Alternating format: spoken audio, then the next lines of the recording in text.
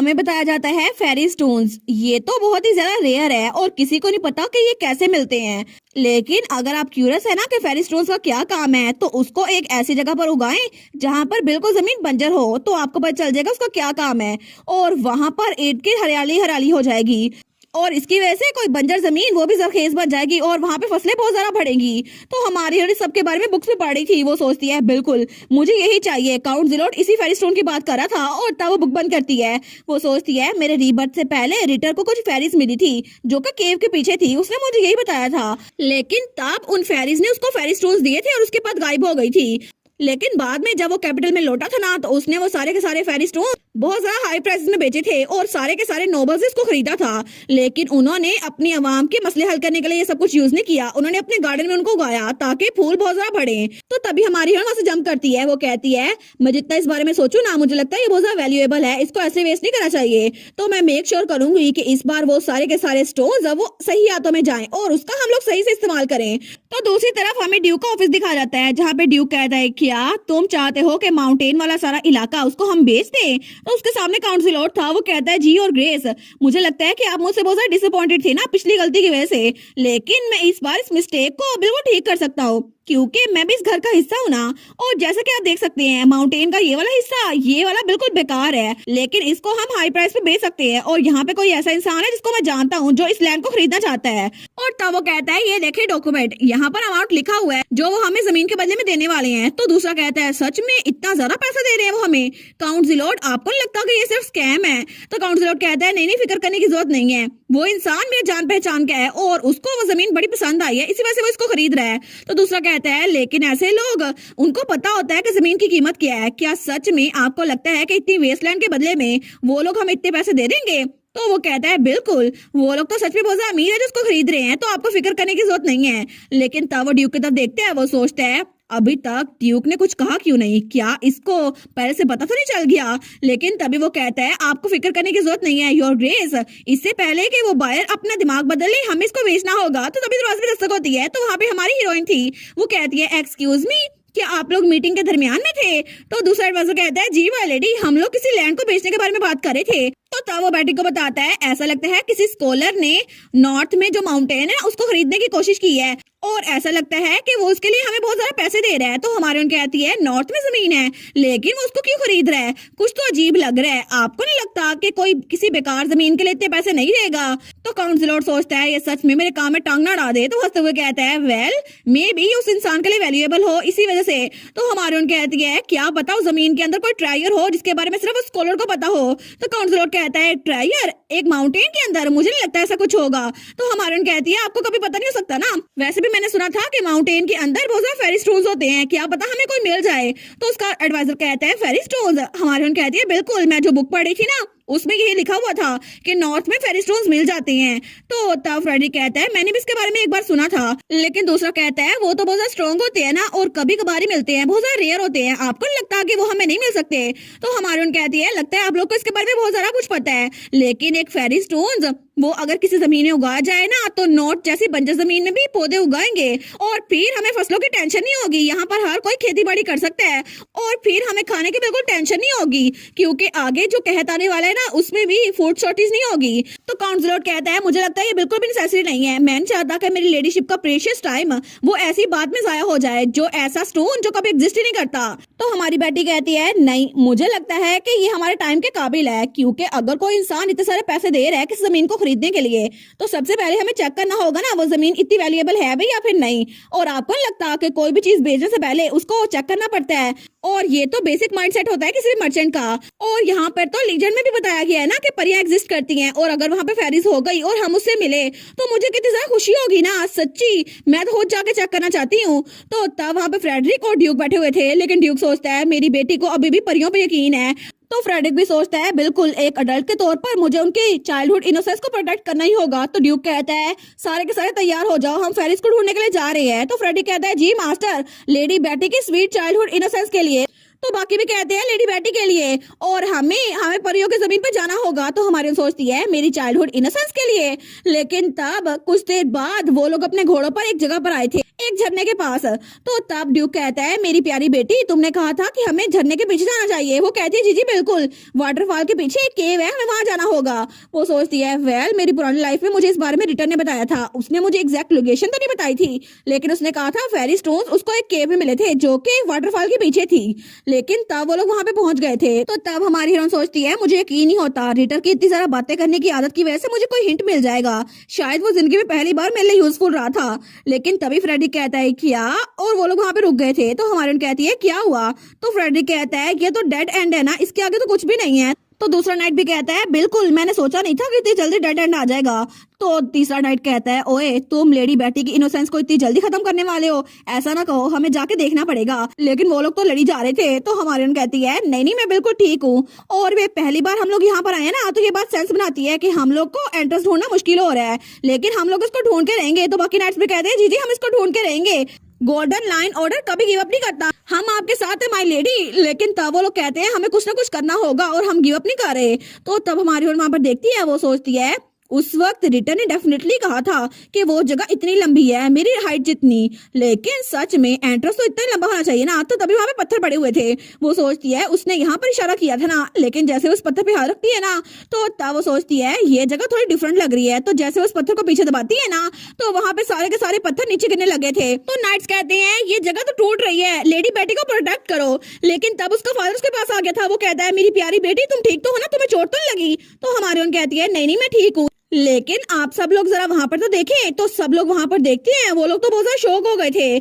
क्योंकि वहां पे हिडन एंट्रेंस था और वहां पे बहुत ज्यादा क्रिस्टल्स थे जो कि चमक रहे थे। तो सारे के सारे हैरान होकर वहां पर देख रहे थे और सारे वहां पर आ गए थे। लेकिन तब वो लोग कहते हैं सच्ची ऐसा लगता है यहाँ पे कोई फेरी रहती होगी। लेकिन फ्रेडरिक सोचता है मुझे कभी लगा नहीं था कि इतनी वेस्टलैंड में ऐसी जगह होगी। लेकिन तब वो आगे बढ़ा था तो तभी वो किससे टकराता है, वो था ड्यूक। तो वो कहता है मुझे माफ कीजिएगा योर ग्रेस, लेकिन मैं देख नहीं रहा था। तो ड्यूक कहता है चुप, मुझे लगता है मुझे सामने से कुछ सेंस हो रहा है और ये तो बिल्कुल ऐसा लग रहा है जैसे कोई चीज छुपी हुई है। और तब उसका लाइन वाला ओरा बाहर आ रहा था। तो ड्यूक कहता है एक्चुअली मुझे लगता है यहाँ पर एक नहीं बहुत ज्यादा है। और तब वो कहता है तैयारी कर लो, हमें कम्बाट करनी पड़ेगी, अगर लड़ाई का मौका मिले ना तो अपनी तलवारों को सही रखो। वो लोग कहते हैं जी मास्टर। लेकिन बैटी सोचती है क्या फेरी स्टोन्स जो रिटर ने कहा था वो यहीं पर मिले थे। और वो कहती है केयरफुल है ना, क्या पता हमें बहुत स्केरी मॉन्स्टर से सामना करना पड़े। लेकिन जैसे वो आगे देखती है ना, वो कहती है क्या ये तो, और वहां पर एक बर्ड था और वो तो जेमस्टोन का बना हुआ था। तो हमारे उनके कहती है एक बर्ड, लेकिन वहां पर एक बर्ड नहीं था, वहां पे तो पूरा उनका झुंड था जो कि बहुत ही ज्यादा थे। तो तब ड्यूक कहता है ये लोग क्लोज आ रहे हैं, सब लोग केयरफुल हो, और वो अपनी बेटी के सामने खड़ा हो गया था। लेकिन हमारी उन सोचती है ये तो कितना अजीब है ना, रिटर ने जो बताया था ये तो बिल्कुल उससे उलट है। उसने कहा था कि वहां पे एक मॉन्स्टर आया था जो कि उसके सामने आया था और उसने कहा था मर जाओ। लेकिन तभी वो उन बर्ड्स को देखती है, वो सोचती है ये तो बड़े क्यूट से लग रहे हैं। तो तब वो कहती है ये तो प्रिटी हैं। तो तब वो बर्ड उसकी तरफ देखते हैं, वो कहता है प्रिटी, बाकी बर्ड भी कहते हैं प्रिटी प्रिटी। तो हमारी हीरोइन सोचती है क्या क्या मैंने प्रिटी बोला इसलिए इन्होंने मेरी बात की नकल की है। और तब उसकी टेल बाहर आ गई थी। वो सोचती है ये तो बिल्कुल पैरट्स की तरह है। तो तब उनके पास आने लगती है। तो तब वो कहती है आ, तो वो लोग भी कहते हैं आ।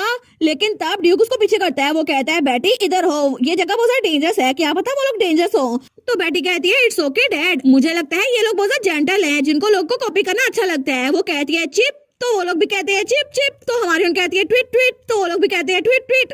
लेकिन हमारी उन कहती है क्वैक क्वैक, तो वो लोग भी कहते हैं क्वैक क्वैक। तो हमारी उन कहती है देखा मैंने कहा था ये लोग बस कॉपी करते हैं, इन लोग को बात करनी नहीं आती। तो गार्ड कहते हैं जी बिल्कुल आप तो बड़ी क्यूट है। लेकिन तभी फ्रेडिक उसको कोहनी मारता है, वो कहता है मेरा मतलब है अमेजिंग है। तो तब वो सोचती है इसका मतलब है जब उस मॉन्स्टर ने रिटर को बोला था मर जाओ, तो इसका मतलब है कि पहले रिटर ने इसको बोला होगा तुम मर जाओ।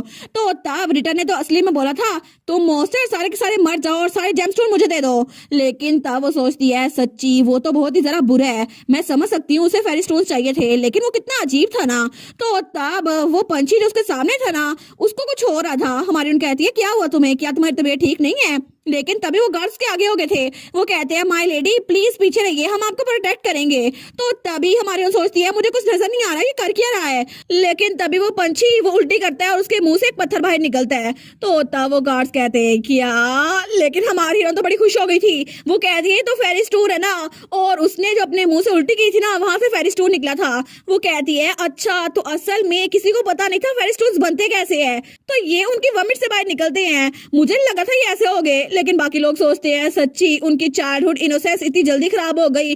उनको तो लगा था ये परियों की वजह से आते हैं फेरी स्टोन्स, लेकिन हमारी सोचती है क्या ये बर्ड्स ही फेरी स्टोन बना रहे हैं। इसका मतलब है कि जब रिटर ने उन मॉन्स्टर्स को मारा था तो रिटर ने इन सारे बर्ड्स को भी मार दिया था। तो फ्रेडरिक कहता है मास्टर अब हम क्या करें, क्या हम उनको जाकर ले लें? तो हमारी कहती है एक मिनट रुको, मुझे नहीं लगता कि वो चाहते हैं हम इसको ले लें। तो फ्रेडरिक कहता है आपको कैसे पता? तो हमारी कहती है वहाँ देखो सही कितने सारे क्रिस्टल बने हुए हैं, इसका मतलब है वो लोग इसको जमा करके रखते हैं, उसको किसी को देते नहीं है। तो फ्रेडरिक कहता है जी उनको जरूर लगेगा कि हम इसको चुरा रहे हैं। तो हमारी कहती है बिल्कुल, और अगर हम उनको लेना है ना तो हमें कुछ एक्सचेंज करना पड़ेगा। तो फ्रेडरिक कहता है एक्सचेंज? वो कहती है हाँ हाँ बिल्कुल, क्योंकि जहां तक मुझे याद है ना अगर लोग को एक दूसरे की बात समझ नहीं आती तो वो किस चीज को एक्सचेंज करते हैं, बार्गेनिंग के लिए। लेकिन तब वो कहती है बर्ड्स को क्या चीज पसंद है, उनको स्पार्कली चीजें पसंद है। तो वो इधर तो ढूंढती है, तो तब वो कहती है फादर मुझे पता चल गया, क्या आपका ये बैज मुझे थोड़ी देर के लिए मिल सकता है? तो उसका फादर कहता है हाँ हाँ इसको ले लो। तो बेटी कहती है थैंक यू, और वो बैज लेकर वहां से जा रही थी, लेकिन उसका फादर कहता है एक मिनट रुक जाओ, और उसको उठा लेता है। तो वो सोचती है कुछ ज्यादा ही हो गया, तो उसका फादर उसको उन पंछियों के पास लेकर जाता है। वो कहता है मेरी प्यारी बेटी क्या इतनी डिस्टेंस ठीक है? तो बेटी कहती है जी जी बिल्कुल ये ठीक है। तो बेटी उन पंछियों को वो बैज देती है, वो कहती है ये प्रिटी है ना, तो क्या तुम लोग इसको फेरी स्टोन के साथ एक्सचेंज करोगे? लेकिन तब वो पंछी उस बैज को घूर के देखते हैं, तो हमारे सोचती है लगता है ये इंटरेस्ट दिखा रहे हैं, लेकिन तभी वो पंछी मुंह पीछे कर लेते हैं। वो सोचती है क्या इनको ये पसंद नहीं आया? वो सोचती है इसका मतलब है इनको ये पसंद नहीं आया, कोई और चीज देके देखती हूँ। तो तब उस बैज को रखती है और कोई और चीज निकालने लगती है, लेकिन वो जितनी मर्जी चीजें निकाल रही थी उन पंछियों को पसंद ही नहीं आ रहा था। वो सोचती है क्या इनको कुछ पसंद ही नहीं आया, लेकिन तब वो सोचती है पता नहीं, मैंने तो इतनी मुश्किल से कोशिश की है, पता नहीं उनको क्या चीज पसंद आएगी। तो फ्रेडरिक कहता है मास्टर हर लेडीशिप वो तो बिल्कुल आग में जल भुन रही हैं। तो ड्यूक कहता है बिल्कुल नहीं, ये तो असलान फैमिली का बिल्कुल नेचुरल टैलेंट है, वंडरफुल मेरी प्यारी बेटी। लेकिन हमारे सोचती है मैं इतनी दूर तक आ गई और अब मैं फेरी स्टोन्स को लिए बगैर नहीं जाऊंगी, और मैं ये मेक श्योर करूंगी कि मैं ढूंढ के रहूं आखिर जैम बर्ड्स को क्या पसंद है। मेरा मर्चेंट के तौर पर एक प्राइड इस बात पर डिपेंड करता है, और मैं ऐसे यहाँ से जाने नहीं वाली। और तब तो हमारी बेटी वो तो गहरी सोच में डूब गई थी। वो सोचती है पता नहीं उनको क्या चाहिए, लेकिन वो कहती है जैम बर्ड्स तुम लोगों को क्या पसंद है? तुम लोगों को तो कोई चीज अच्छी नहीं लग रही, और उसने बहुत सारी चीजें निकाल के रखी थी। वो कहती है मैं क्या करूं, पता नहीं उनको क्या चीज पसंद है। लेकिन तभी उसने जो अकाउंट जमा किए थे ना वो वाली टहनी नीचे गिरती है, तो वो जैम बर्ड उस टहनी की तरफ देखती है, तो वो उस टहनी को चुगने लग गए थे, लेकिन तब वो उन अकाउंट्स को उतार रहे थे। तो हमारी उन कहती है क्या इनको ये पसंद आ गया? लेकिन तब वो सारे के सारे जैम बर्ड्स उन टहनियों को पकड़ के एक साथ लेके जा रहे थे। वो कहती है इनको अकाउंट्स पसंद है, फिर तो अच्छा हुआ ना, इसके बदले में मुझे जेमस्टोन दे दो। लेकिन तभी वो अकाउंट्स उसके सर पे मारते हैं, तो हमारी कहती है क्या, और उसके सर पे तो बहुत सारे अकाउंट्स गिरते हैं। वो कहती है इनको अकाउंट्स पसंद नहीं आए, लेकिन तब उठाने लगती है। तो तब उसका फादर कहता है नहीं नहीं मेरी प्यारी बेटी फ्लोट्स चीजें उठा के ना खाया करो। तो तब वो सोचती है ऐसा लगता है इनको अकाउंट्स ही चाहिए थे। अब मुझे ये ना बताना कि इनको असल में ब्रांचेस चाहिए थी, और उनको वो ब्रांचेस बड़ी पसंद आई थी और वो तो बड़े प्राउड थे। लेकिन तभी उनमें से एक बर्ड आता है और उसको एक फेरी स्टोन दे देता है। तो हमारे कहती है थैंक यू, मुझे लगता है इनको ब्रांचेस पसंद आई है। तो पीछे से फ्रेडरिक भी कहता है ऐसा लगता है कि आपने एक्सचेंज अच्छे से कर लिया है। मैंने सुना था कि बर्ड्स को कुछ मटेरियल चाहिए होता है ताकि वो अपने नेस्ट बना सके, और ऐसा लगता है उनको ये ब्रांचेस बहुत ज्यादा रेयर लग रही होंगी ना, क्योंकि यहाँ से बाहर नहीं जाते। तो हमारे कहती है तो फिर हम बाहर जाके और ब्रांचेस क्यों ना ले आए? वो कहता है जी जी ऐसा हो सकता है। तो फ्रेडरिक कहता है सारे के सारे बाहर जाओ और ब्रांचेस लेकर आओ। वो सोचती है मुझे यकीन नहीं होता कि ब्रांचेस के बदले में हमें फेरी स्टोन मिल जाएंगे। लेकिन तब वो उन बर्ड्स को देखती है, वो सोचती है लेकिन क्या इनके लिए ब्रांचेस काफी होंगी? और तब कुछ घंटों बाद वो लोग फेरी स्टोन्स लेकर वहां से वापस जा रहे थे। तो हमारी बेटी तो बड़ी खुश थी, वो कहती है चलो अब वापस चलते हैं। तो वो नाइट्स कहते हैं इतने सारे फेरी स्टोन हमें मिल गए हैं, इसके लिए नॉर्थ में हार्वेस्ट करना बड़ा इजी हो जाएगा। तो दूसरा कहता है जीजी माय लेडी आप तो अमेजिंग है, आपने ये सारे के सारे फेरी स्टोन्स ब्रांचेस के बदले में हमें दिला दिए हैं। वो कहती है थैंक यू। लेकिन तब वो कहती है डैड, तो उसका डैड कहता है हाँ क्या हुआ? वो कहती है क्या ये पॉसिबल है कि हम डिफरेंट वैरायटीज की ब्रांचेस ला कर दें उनको? वो कहता है क्या मतलब? वो कहती है मुझे लगता है कि उनको ये ब्रांचेस अच्छी लगी हैं, लेकिन फिर भी यहाँ पर इस दुनिया में कितने सारे ट्रीज है ना, जैसे चेस्टनट का ट्री, जेलकोवा का ट्री और पाइन ट्रीज। तो मुझे लगता है हमें उनको डिफरेंट ब्रांचेस ला के देनी चाहिए ताकि वो अपने घोंसले बना सके, इससे अच्छा लगेगा ना। वैसे भी उनकी वजह से यहाँ पे फसलें काश्त होंगी, तो अच्छा होगा ना अगर उनका घर भी अच्छा बन जाए तो। और मुझे लगता है कि हमें ये ला के देनी चाहिए। तो उसका डैड कहता है ठीक है तुम इस बारे में फिक्र करने की जरूरत नहीं है, और तब उसके सर पे थपकी देता है। तो उसका डैड कहता है मैं बाकी के पूरे एम्पायर से भी सीड मंगवाऊंगा ताकि यहाँ पे जो दरख्त उगे ना हम उनकी ब्रांचेस उन बर्ड्स को दे सकें। तो तब दूसरा नाइट कहता है लेडी बेटी का दिल कितना खूबसूरत है ना। तो एक और नाइट भी कहता है बिल्कुल, अब तो मुझे भी शर्मिंदगी हो रही है कि हमने ब्रांचेस के बदले में वो फेरी स्टोन ले लिए बिल्कुल मुफ्त में। लेकिन तब वो लोग कहते हैं माय लेडी आप तो सच में बहुत ज्यादा अच्छी हैं। तो हमारी सोचती है इनको लगता है कि मैं जीनियस हूँ, लेकिन मैं ऐसा कुछ भी नहीं हूँ, मुझे तो बहुत ज्यादा एम्बैरेसमेंट फील हो रहा है। लेकिन वो कहते हैं आप तो एक लकी लीडर है जो कि हमें आसमान से मिली है। तो हमारी उन कहती है लकी लीडर। तो फ्रेडरिक कहता है जी जी बिल्कुल, अगर हम बैटलफील्ड में लीडर की बात करते हैं ना तो एक विर्चुअस लीडर वो होता है जो अपने सबऑर्डिनेट्स की फिक्र करता है, एक इंटेलिजेंट लीडर वो होता है जो कि अपनी इंटेलिजेंस दिखाता है। और इसके अलावा जहां तक हमें पता है ना आपने तो वार में बहुत ज्यादा कंट्रीब्यूशन की थी, इसीलिए आप हमारे लिए हैं लकी लीडर। और सब लोग उसके लिए चेयर कर रहे थे, आप तो बहुत ज्यादा अच्छी है माय लेडी। लेकिन तब ड्यूक तो बहुत ज्यादा प्राउड हो गया था कि मेरी बेटी की तारीफें हो रही हैं, लेकिन हमारी बेटी तो बहुत ज्यादा एम्बैरेस हो गई थी।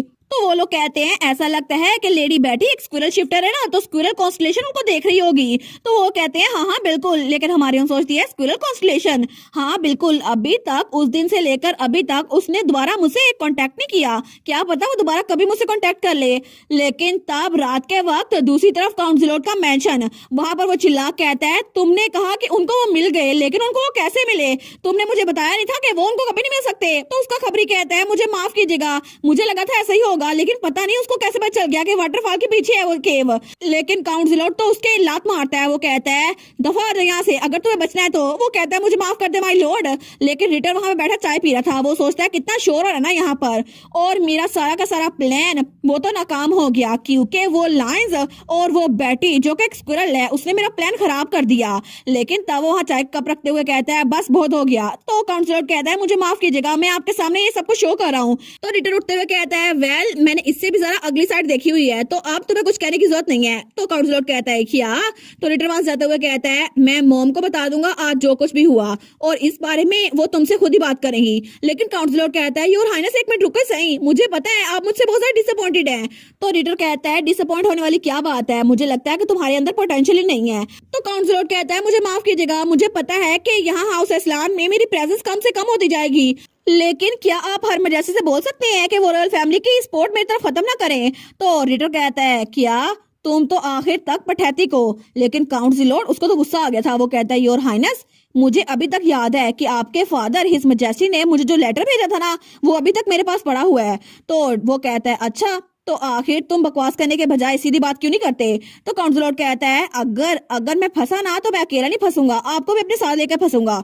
तो आपको पता होना चाहिए कि अभी के जो इंसिडेंट हुए थे ना उस सब में इन सब के पीछे हर मैजेस्टी थी, यानी कि एम्प्रेस। और मुझे लगता है कि आपको अपना प्रॉमिस निभाना चाहिए क्योंकि मैंने वही सब कुछ किया जो आपने ऑर्डर दिया था। और कहीं आपको भूल तो नहीं गया कि मेरी सारी की सारी लॉयल्टी वो किस वजह से थी? तो रिटर कहता है ओ आप सही कह रहे हैं काउंट ज़िलोट, मुझे एक लम्हे के लिए गलतफहमी हो गई थी, लेकिन मैं अपनी मॉम को तुम्हारी बातें बता दूंगा। काउंट ज़िलोट कहता है थैंक यू योर हाइनेस। लेकिन तब वो सोचता है सच में ऐसे लोग को धमका के रखना चाहिए। वो कहता है योर हाइनेस प्लीज आराम से जाइएगा। तो रिटर भी कहता है आप भी अच्छी हेल्थ में रहिएगा जब तक हम दोबारा नहीं मिलते काउंट ज़िलोट। लेकिन जैसे वो अपने कमरे में आता है ना उसका तो बिल्कुल ऑरा ही बदल गया था। वो सोचता है लॉयल्टी, इसको लगता है ये हमारे साथ लॉयल है, ये तो बिल्कुल बेकार है। अब मैं अपनी मॉम को जाके बताऊंगा कि आखिर हमें काउंट ज़िलोट से भी छुटकारा हासिल करना पड़ेगा। इसकी हिम्मत कैसे हुई कि अपने मास्टर को पहचान ही रहा, आखिर इसकी हिम्मत कैसे हुई कि मुझे धमकाए, आखिर इसको भूल कैसे गया कि मैं इसका मास्टर हूँ। लेकिन ऐसा लगता है कि इसका रास्ता भी साफ करना पड़ेगा क्योंकि ये हमें बहुत ज्यादा तंग करने लग गया है। और इसी के साथ ये वाला पार्ट यहीं पर ख़त्म। तो आप लोग बताइएगा आप लोग को ये पार्ट कैसा लगा, और वीडियो को लाइक और चैनल को सब्सक्राइब लाजमी कीजिएगा। बाकी वीडियोस का लिंक भी स्क्रीन पर नज़र आ रहा होगा, तो काइंडली उनको भी चेकआउट कर लें। और thank you so much for watching my videos. Stay safe, bye bye.